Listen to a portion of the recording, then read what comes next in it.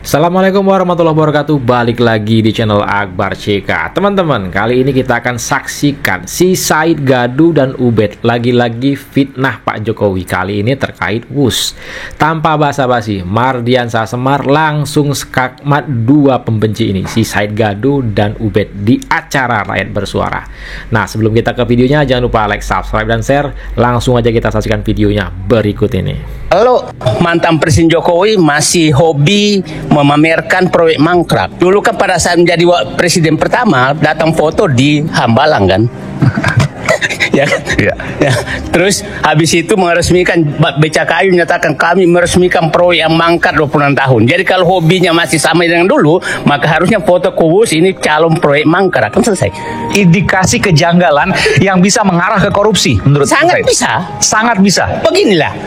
Saya bilang kalau kenaikan, kalau sudah kenaikan lebih, ini kan tungkai project. Tungkai project itu adalah tanggung jawab penerima proyek. Kalau ada kenaikan, tanggung jawab kau. Masa naik kau sendirian, naikkan kau nagih ke saya? Oke, sampai situ sebentar. Tadi saya dengar katanya ini semua di awang-awang. Ya, ini kan yang disampaikan oleh Bang Said Didu itu seolah-olah sudah ada proses kasus tindak pidana korupsi, sudah berproses, lalu periksalah. Karena sudah ada temuan kasus korupsi gitu loh. Jadi yang digambarkan itu sudah melampaui gitu ya. Kau yang mengawang-awang, dan kami kau dan kalau mengawang. Jadi kalau kata Boni tadi, saya sebutkan nama. Bang Said Didu tabola balik katanya. Jadi udah Tabola balik. Saya sebutkan nama, saya sebutkan kasus Bantai yang saya katakan. Gitu loh. Jangan Bantai yang saya katakan. Bang, jadi begini Bang. Kalau misalnya ada tindak pidana korupsi, baru apa yang Abang sampaikan masuk barang itu. Periksa sana. Karena sudah terjadi tindak pidana korupsi sekian, dugaannya triliun.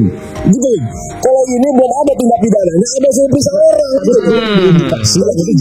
Bukan buktinya.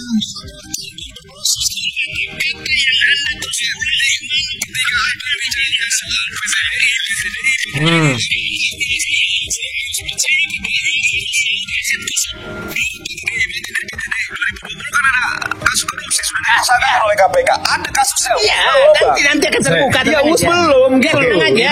Saya jalan. Saya mau bicara. Saya terakhir. Benar Bang. Nanti tadi udah banyak data tentang Anda kebanggaan, yang Anda terus ini kebanggaan. Apa yang Anda banggakan dengan kereta api Cina? Maksudnya apa? Bukan soal Cina atau bukan Cina, Bang. Dengarkan dulu. Saya dengarkan dulu. Abang ini apa sih? Enggak, Anda juga apa? Begini. Anda juga saya hanya bicara sama Abang, saya bingung. Besok datang ke sini sebagai pemerhati media sosial. Sekarang datang sebagai pemerhati kebijakan publik. Anda selalu hanya pembela Jokowi gitu. Kalau kita Sebagai apa? Sebagai tukang gaduh, ya si Said Gaduh. jelas warna kita kan gitu loh. Abang warnanya apa gitu loh? Nah, sekarang pengamat, apa pemerhati, atau apa? Atau politisi kan gitu loh? Bukan. Yang jelas saya bukan pembela individu. Oke, clear. Abang saya respons dikit ya. Sekarang saya dulu. Nanti, Anda selalu membandingkan WUS kereta api Cina. Indonesia pernah punya kebanggaan industri pesawat terbang yang dibikin dan diberhentikan sendiri oleh yang membuat demi bangsa dan negara. Berkasus Bang. Kasus apa PTDI? Nggak ada kasus. Tahun 2020. Bukan, sebelumnya 98. Bang, ada kasus 98 di mana? Nah, inilah kalau debat kursi nggak paham. Gitu. Beda lah sama WUS. Wah, ini kan nggak paham. Nggak paham. So paham. 98 diberhentikan MPF. So paham Bang. Sebentar. Tadi saya dengar katanya ini semua di awang-awang. Ya, ini kan yang disampaikan oleh Bang Said Didu itu seolah-olah sudah ada proses kasus tindak pidana korupsi, sudah berproses, lalu periksalah. Karena sudah ada temuan kasus korupsi gitu loh. Jadi yang digambarkan itu jadi melampaui gitu ya. Kau yang mengawang-awang, dan kami kau dan kalau mengawang. Jadi kalau kata Boni tadi,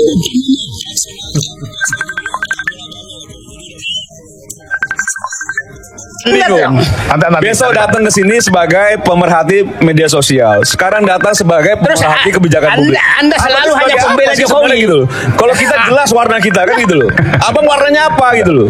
Nah, sekarang pengamat, apa pemerhati, atau apa? Atau politisi kan gitu loh. Apa PTDI? Nggak ada kasus. Tahun 2020. Bukan, sebelumnya 98. Bang, ada kasus 98 di mana? Nah, inilah kalau debat kursi nggak paham. Beda lah sama WUS. Wah, ini kan nggak paham. Nggak paham. 98 diberhentikan. So paham apa? Oke, dari semua ini Anda menduga ada korupsi di situ?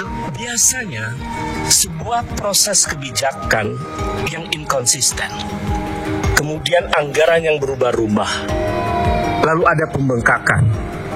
Dalam analisis politik dan banyak perspektif tentang studi korupsi, itu menunjukkan ada indikator kuat tanda-tanda korupsi di situ. Alah lah, kalian tuh pendukung si Abah semua yang ngeributin soal ini ya.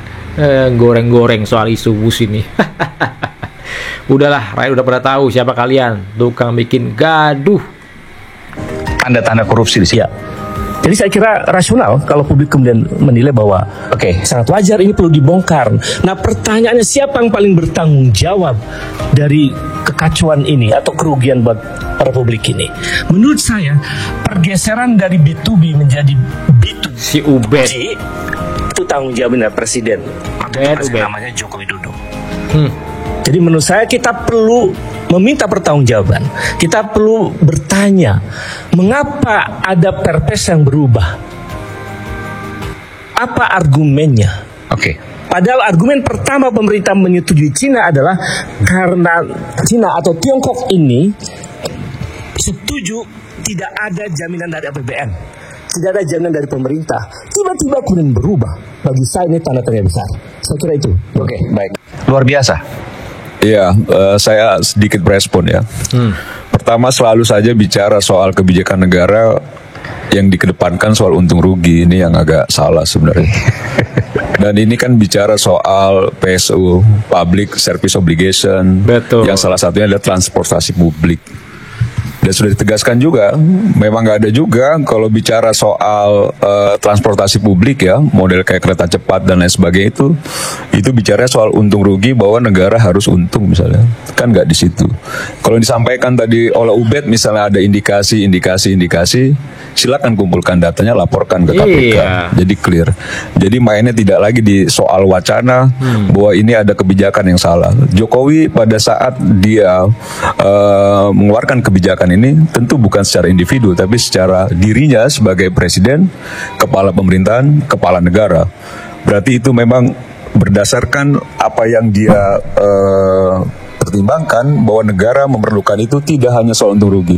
Saya berkali-kali sampaikan Aiman bahwa kita hidup bernegara itu salah satu poin yang paling kita inginkan juga, salah satunya kebanggaan terhadap negara kita, kebanggaan terhadap republik. Bukan soal bahwa ini secara teknis ya, wah ini kalau modalnya sekian harusnya masuk ke kita duitnya sekian. Ini udah kayak mekanisme toko kelontong gitu ya. Tapi bicara negara kan nggak sesimpel itu. Nah, bahwa misalnya distimulus oleh pernyataan Menteri Keuangan Pak Purbaya bahwa tidak berkenan untuk mengeluarkan APBN untuk mengeluarkan HUS, boleh-boleh saja.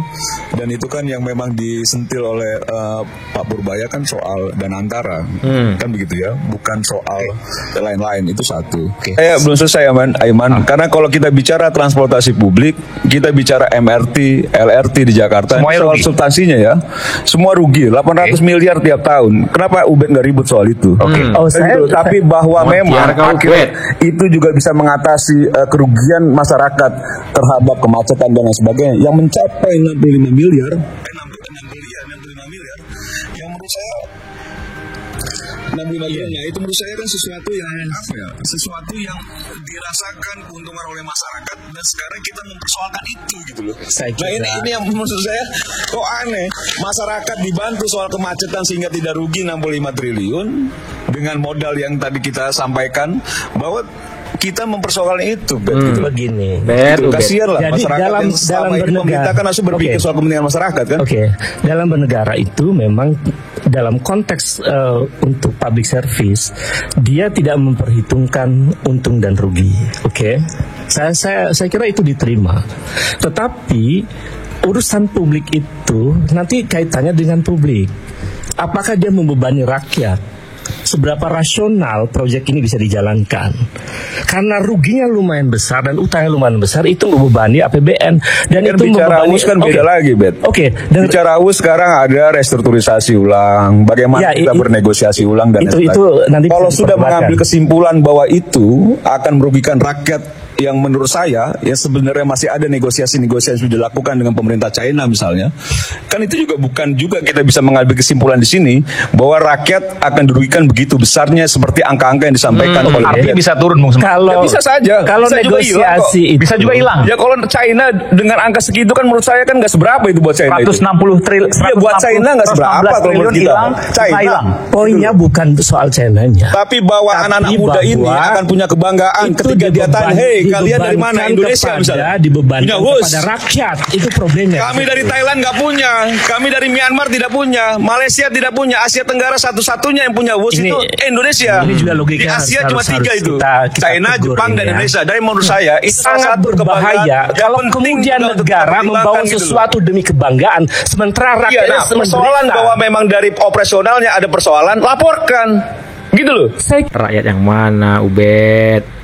Bahwa ada persoalan-persoalan yang kau curigai, laporkan. Dia bermain sebetulnya wacana gitu loh. itu sebetulnya kalau negara, KPK, kepolisian nunggu laporan masyarakat saja, menurut saya Nah ini kembali-balik nggak kan bekerja. kau yang melihat bahwa ada beberapa indikator terjadi penyimpangan. Apa indikatornya? Kau laporkan. Kan begitu loh. Apa Perkuat indikator buktinya. penyimpangannya? Apa indikasi Perkuat korupsinya? buktinya. Kita Laporkan kembali dan sesaat lagi tetap. Ya, emang betul-betul lah ini ya, gerombolan abah semua ini ya. Si Said Gaduh, si Ubed. Nah, inilah video kita kali ini. Silahkan ketik komentar di kolom komentar. Inilah sedikit informasi yang bisa saya sampaikan di video kita kali ini ya. Saya Akbar CK, mohon undur diri. Assalamualaikum warahmatullahi wabarakatuh. Salam sehat selalu. Bye-bye.